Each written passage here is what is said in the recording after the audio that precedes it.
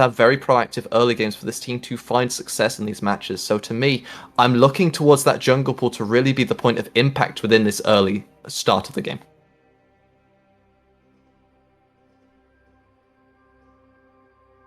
However, flipping the script for a second, it's not just the jungle that we're going to be looking at. You have this powerful Kalista Renata. You do have that ability to impact and play through the bottom side, which means that dragon stacking is always on the table. You always have that option, especially given the fact that there is the chance of getting that priority thanks to the Azir Veigar. The Azir is not as bad in the early lane as he once was, now able to push relatively effectively with that Sand Soldiers, poke out and apply pressure.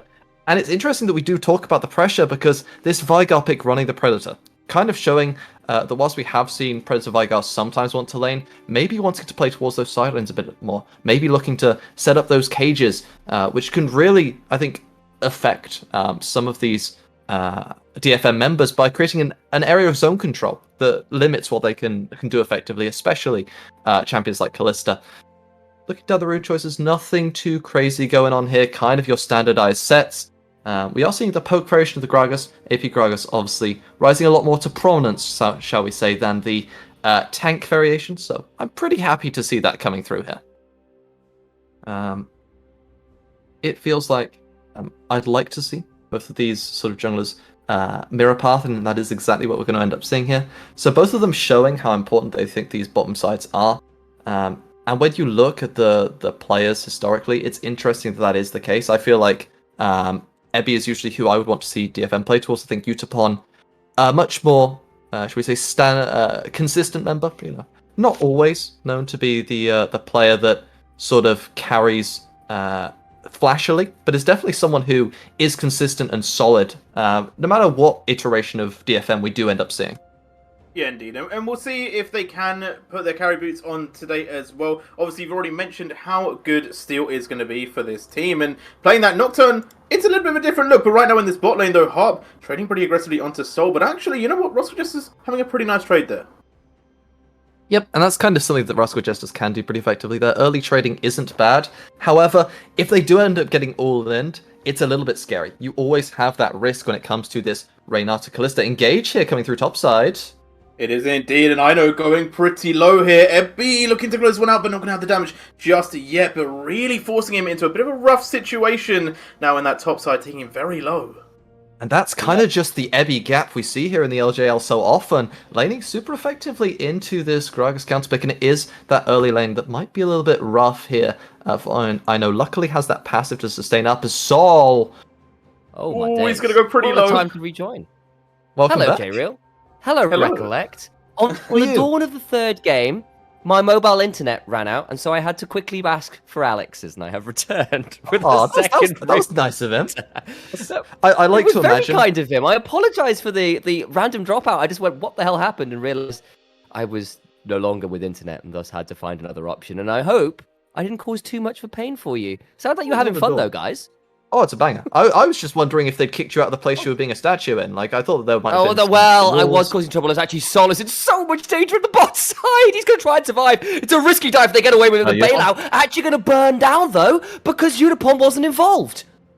So, the fun thing there is that Utapon ended up actually tanking the tower, died after the death to Sol as well. So, the bailout isn't going to do absolutely anything and just ends up burning down before it was actually activated. So, it just becomes a tick-tick-boom because there's no actual ability to bail out if no one dies after it puts you below zero. So Utapon going to create that trade, and honestly, not too bad giving that kill over to the Aphelios. I think you'll be pretty happy if you're Rascal Jester.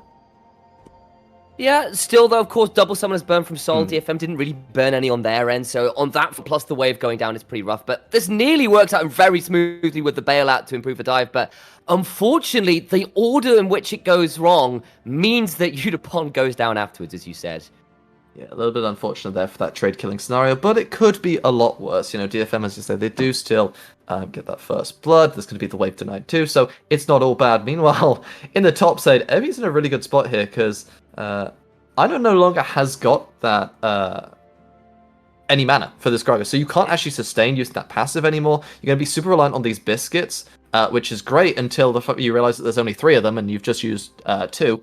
So now you're in a situation where this Gragas is going to start to have problems until that tier buy potentially comes through, or something that can help facilitate those mana issues. Yeah, and of course, I always remember there was a bit more of this match, but I believe it was slightly Gnar favored in the Gragas if you play it rightly. Of course, Ebby's Gnar is legendary around the world, never mind just the LJL, and forgive me if I've got that the wrong way around, because there's one way this matchup is supposed to go if you play it right, and I might defer to you on that one, Recollect. I mean, I'll be honest with you. I feel like it doesn't matter how a matchup's meant to go when it's Ebby the one playing it. I mean, we've seen Ebby just play matchups where you think, oh, this isn't winning, and then Ebby just goes, yeah, but I'm kind of just the best player in the LJL, so I don't care, and then it just wins anyway. So, I mean, there's always the Ebby factor to it. I definitely think that the Gnar is pretty happy to lane into the Gragas. What do you know? We've got some bot lane focus, by the way. Recollect. I didn't call you recaps. I was looking at the Veigar, and instead we're going to see the engage there, but that's a decent handshake to force Hatchametra away. Harp taken down low, flashing away though, will stay alive. Now, what about the turnaround? Steel is here to start making some damage come through. The Ren slows people down. Flash forward for the Dusk, bring a massive amount of slows. Oh, they get the kill straight away onto Sol, who still had no summoners. In comes Yarong, divides Hatchametra from his life. Secret stays alive, but I don't know for how much longer as the rest of DFM are circling the wounded Rakan. Yeah, it's all gone Yaharong for Rascal Jester. 3 quick kills on the bot side, and look at the wave being denied. This can make any AD carry cry tears of pain. Sol is going to be in a little bit of an unfortunate state now for the rest of this one. On top of that, not a lot gained elsewhere on the map, so DFM with a clean maneuver, nice turnaround from the members to kite out the initial gank, and it's just a little bit too well played here. I love the attempt here from Hatchametra trying to go for that proactivity to find something nice. Engaged initially here from Secret as well, but the CC, whilst it is there from Sol, it's not enough. Flash away from Harp is plenty, and now Udapon is just running, and it's all to the races for DFM. Sprinting it in, nice flash engage here from Steel, and it's just so much early damage from this bottom side. Yaharong there for the cleanup. Just asserts dominance a bit there with the Emperor's Divide, and the Secret's caught between a rock and a hard place. Nothing to be done here for the Rakan. Easy pickup. It was indeed, and DFM just being significantly cleaner on the roams is something we've praised them for over the last few weeks. And unfortunately for Rascal Jester, well, we can still see Sol and Secret have got hands, right? The disconnect with the team, the slight macro plays, it's why we've said what's going on with the eye test, because in this 2v2, which used to be so close, it's becoming increasingly DFM favored. And it's not going to get much easier from here because we've got that classic Callista boot spike as well. This is where the champion becomes less of a range creep, more of a actual champion, specifically one of the stronger in that early laning phase. So it's going to be really tough, I think, for Rascal Jester to play towards this bottom side, and as such, I think they need to temper their expectations down there and maybe just try to play more towards that scaling, play more to defend with defensive vision, and now pivot towards that top side to be proactive, because if you go bot side, let's just say Steel's the one that's going to be looking in that direction. You should be a little bit paranoid right now for multiple reasons, because of course that Nocturne at level 6, very willing to pull off a third dive. Hatchametra is around, but again, he's level 5. He steps up too far, he will die, tries to go for the smite fight and does not succeed. DFM continue to zone off Secret and Sol away from this lane. In fact, you can see Sol's back in base right now, so this bot side is a bit of a disaster, to put it mildly, right now for Rascal Jesters, as Hatchametra and Secret being forced all the way back to the tier 2. The tier 1 hasn't even... It's just a bit BM, isn't it? I mean, what do you do? Look at Harp, the lack of care. Oh, what is he doing right there? He's got a boss-style takeover with the Event. Actually, the Event Horizon's pretty good. They will use the Fate's Call, though, to try and turn this one around. Udapon trying to hop away. Yarong over the wall with the soldiers. And finally, Udapon gets out. The Primordial Burst isn't enough, and the Callista gets to walk over to a Honey Fruit. What am I watching? I don't know, man. Why is my solo queue on stream, by the way? Like, why is that happening? Oh, I just love... I think Harp's my new favorite player. I think... He's so much fun. That's brilliant. That's fantastic. Just the complete lack of any sort of care being given to the side of Rascal Jester. I mean, I respect that greatly. Just in between towers, smacking away in a 4v2, just happily going in it. And they get away without losing anything. In fact, they get the Veigar ulti in exchange for a Callista Fate's Call, so it's not even that bad of a trade overall. Plus the minions being denied to tower during that time frame. Yeah, I mean, What? Oh no, they need to get the recall. Sol's cancelled it. He needs to be so I'm afraid with the paranoia coming available, it won't quite happen. It will delay the recoil. The recoil would be an interesting statement there. This isn't CSGO. But either way, it's still going to be the Dragon as a result of that kind of prevented back. They'll get an easier shove into tower. And yes, the Herald is up, and you can see Rascal Jester debating going and starting that in trade for this Dragon. But I think it might already be too late. That tower in bot side is next to dead already. Yeah, that's the problem you're trading off, right? Is that usually you get this Herald so that you can get that extra money and play through the early game more proactively thanks to the gold influx you're going to have. Unfortunately, that's not exactly going to work out if first tower is going to fall for free in the bottom side, plus you're trading off the more scaling objective of the Dragons for Drake stacking later on down the line, and realistically speaking, it is what you would expect from DFM. They need to use their Kalista early, because as it gets later and later, it becomes harder to contest those Dragons, but the fact that they're also getting first tower too means that they're significantly ahead on rotations and tempo, and it also means that no one is currently matching that bot side. Kalista doesn't actually have to stop if she doesn't want to. I think is going to do so, but look at the denial. Ebby? They're going to be so afraid here to the paranoia. That's just dead. I don't care if you got Severum, Crescendum, red and white. Good night to the Aphelios. Nowhere to go. Harp's up here as well. And DFM punish the attempted shove on the cross map. Oh my god, the lights turn off faster than your internet. It's beautiful stuff there from the side of DFM. Easy engage to find out on that top side. And it's just so much damage in this early phase. Berlin internet wishes. Sorry, bro, my bad. No, that's fair. I take that L very happily. Well, anyway. Thank you for we're throwing each other under the bus a few times. Maybe it's more like a whole damn trade at this point. Car Honestly. number 3, just like running over me there as more plates go over in the top side. And you could see what Rascal Jesters were planning, right? They've got the Herald, they've got Severin Crescendum on Aphelios. Great, we could do this. But the last dregs of a Meganar, Ebby sees the angle and suddenly it's a very dead Rascal Jester's bot side of secret. Playing with fire again a little bit here, actually. He's not very tanky at all. Yeah, luckily there's no vision, so Ebby feels a little bit afraid. It's like, oh, no one would int this badly and run at me as support. And Secret goes, yeah, but actually, secret strat. But gets away with it. Obviously, nothing going to come through of that one. However, it does still mean that you are sort of sacrificing time now, because everyone's moving to this top side, trying to sacrifice a little bit of potential CS in the bottom side. Ebby reads it beautifully, just going to take that reset, understands that they're playing the weak side right now, at least, until the rest of the members can show up. And in fact, they are here now, potentially could look for the turnaround play. It would be an even fight here for the side of DFM. It's all a bait! 4v3 though, hostile takeover comes through, and in comes Steel to even up the numbers, but there's a teleport coming through. Already, Utapon has murdered Hatchemetcha, and the cask will only send them away to safety. Ebby about to get Meganar, flashing forwards, huge throw back, and up comes Harp for the rest of them. They're going to turn it around though to shut down, but the turnaround already starting to be massive as the Emperor's Divide gets more. And yes, you killed the Gnar, but everybody else has been murdered. Secret alone lives to tell the tale.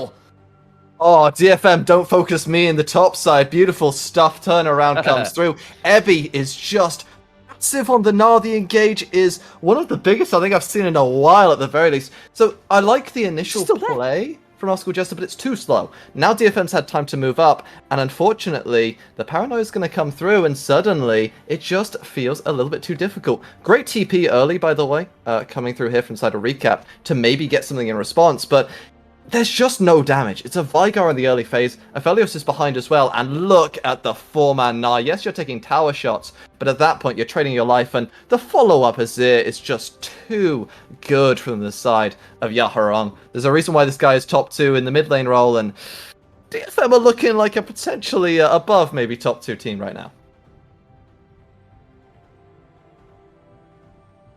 I mean, what do yes, speechless. That's how I'd be as well. There's nothing that you can say about that last play. And what we can talk about a little bit, though, is this Herald spawn. 10,000 gold in 14 minutes, recollect. Oh, 10,000 gold.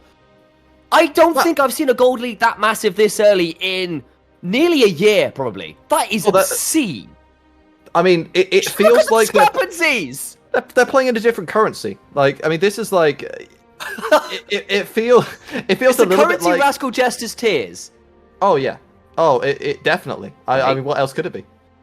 Oh, that's Potentially actually engages. the ultimate hit. That's a little bit better than the last few times, but the hostile takeover. Umine gets turned around. In goes Steel to the backside, though. The damage is pretty real. Bailout is on. Will be popped, but Unicorn's back alive. Does finally fall, but another Mega Gnar straight back out. Ebby is scooping him straight into hell. That is a Gravedigger skin. He looks more like Yorick than Gnar right now. Recop now having to back away. Yes, you killed the Callista, but at what damn cost?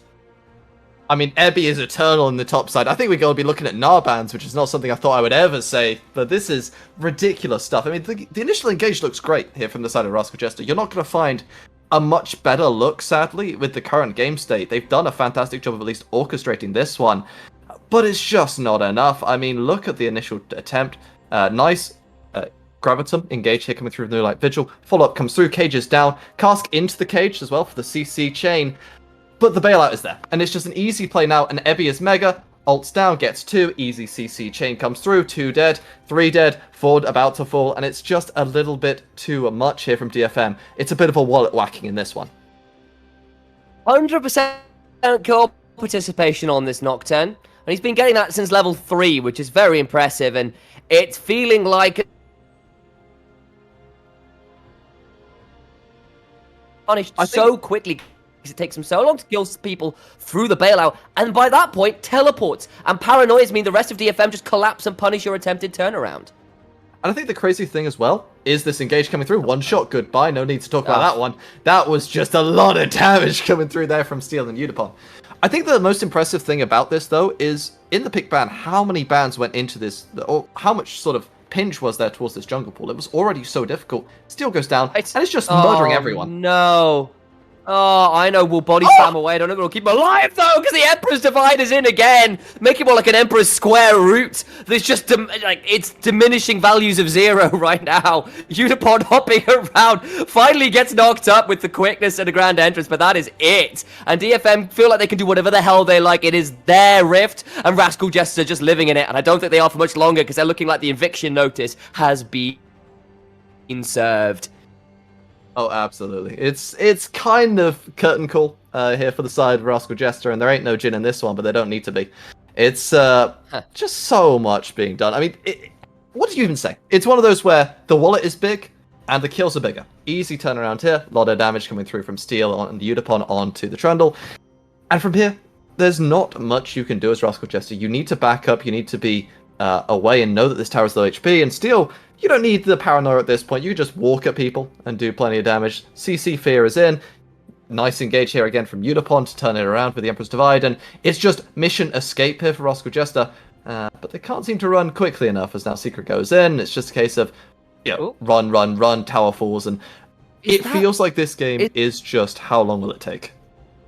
I think I just saw Ebby actually dying. Shock, horror. Somehow, someway, Rascal Jester actually managed to get themselves an important pick. It's on the bottom side of the map. It's not that big a deal right now because, again, the gold is now 14, nearly 15,000 gold in DFM's favor. But that is kind of start you need. Never mind, that paranoia is in with the bailout on top. They've got red, white, trying to keep the Nocturne down, and they will finally manage to escape. Will not secure the kill onto Sol, but neither do they manage to kill off Steel on the other side of it either, but it is a failed play, at least for now, for D.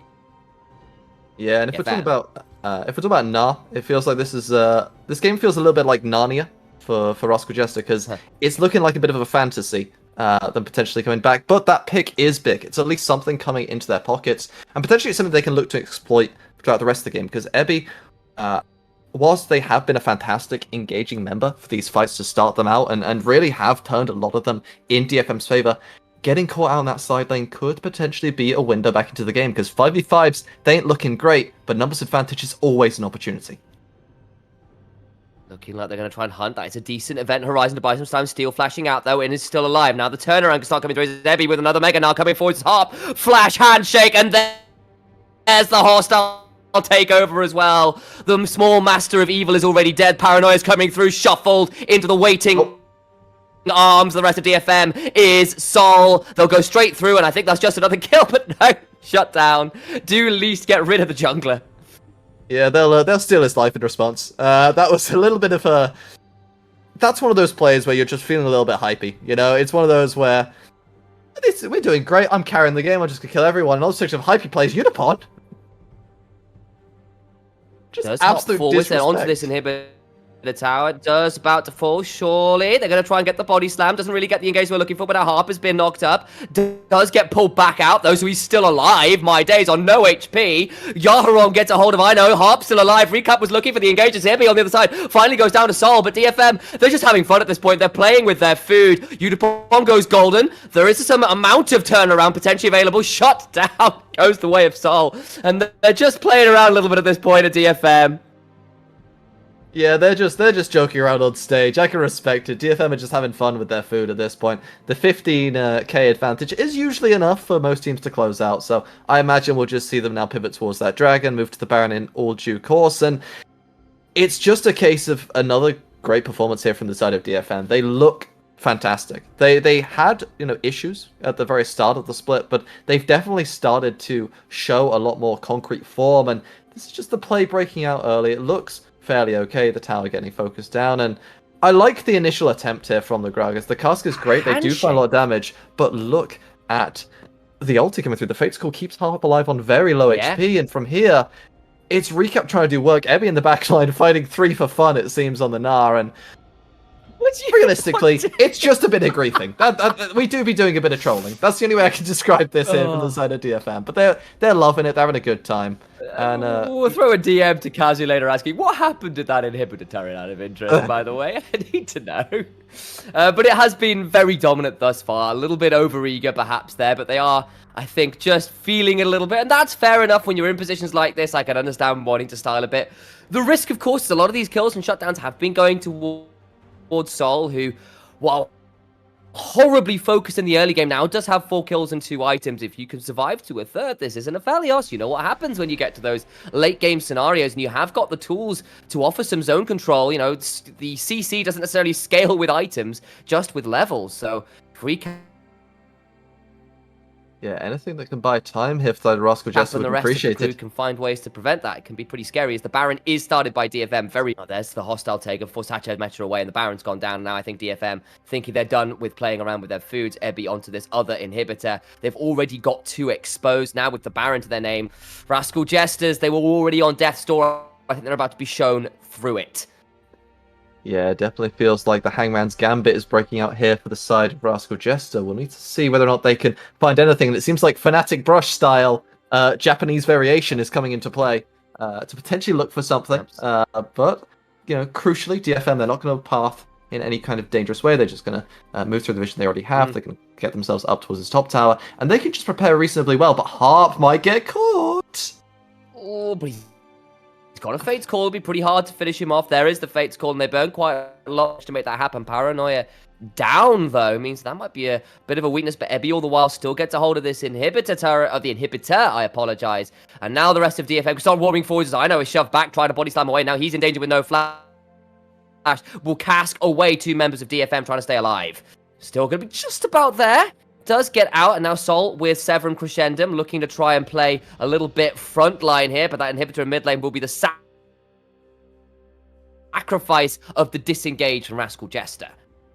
Yeah, if there was one advantage the Rascal Jester had just accumulated for themselves, it was those ultimate cooldowns. They blew 2, blew 3 now in the top side. It's only going to be the cask down for the side of Rascal Jester. If you're gonna go, you need to go pretty soon, because Ebby is knocking away the Nexus towers. Absolutely, he's an idiot. Mega as well. There he comes straight through. Aina gets the knock back with the belly slam, but body slam, I apologize. Belly bop, body slam. There are multiple ways of saying that. Combining the two, probably not that helpful. But down now to about 1/3 HP already. They're going to try and zone out best they are around this final remaining inhibitor turret. But Rascal Jesters, you've got to find something very shortly, or it's about to be all those cooldowns right back off again. That's a big hook onto Sol, actually, who's trying to turn that around. It's still the quickness going in, but the Empress Divide forces a load away. Will not get the kill with the Severum Crescendum, and the hostile takeover! It's yours, Utapon, because they're hopping through for multiple. He's got a double already. Bailout will allow him to stay alive. Back up! Will get the Quadra. Now he can look for the pentakill. I know, alone remaining. They're going to try and Fountain Diver. They want to make it happen. He's knocked into the Fountain. Heals to stay alive. They're thinking about it, but this is a Gragas. He's so hard to make it happen. I think they might just leave it alone. They're going to go anyway. Those golden will surely prevent the pentakill.